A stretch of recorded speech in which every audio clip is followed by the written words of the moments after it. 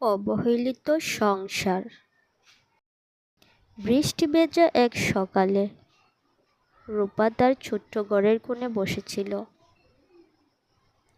তার চোখে ক্লান্তির চাপ, মুখে নিঃশব্দের বেদনা।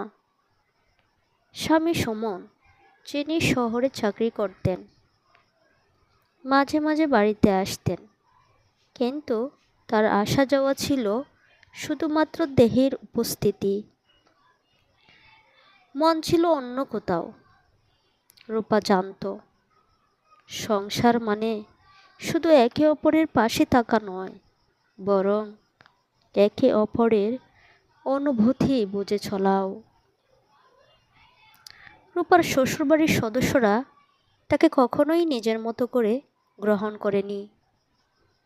শাশুড়ি মাধবী, যিনি রূপাকে সব সময় নিচু চোখে দেখতেন, তাকে কখনোই ভালোবাসা বা সহানুভূতির চোখে দেখেননি। রূপা জানত সংসারে তার স্থান শুধুমাত্র কাজের মেয়ে হিসাবে। একদিন রূপা তার স্বামীকে বলেছিল, সুমন, তুমি কি কখনো আমার অনুভূতি বুঝবে? সুমন উত্তর দিয়েছিল, তুমি তো সবসময় ভালোই আছো, কিছুই তো কখনো বলো না।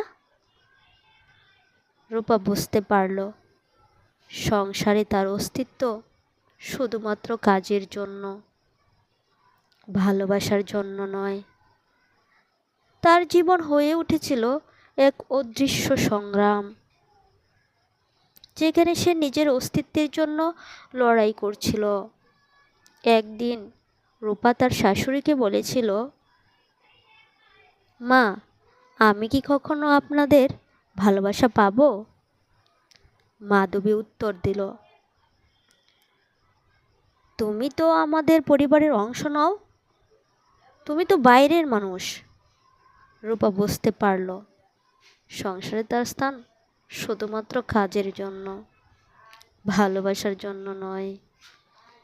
তার জীবনের প্রতিটি দিন হয়ে উঠেছিল এক দীর্ঘ সংগ্রাম, যেখানে সে নিজের অস্তিত্বের জন্য লড়াই করছিল।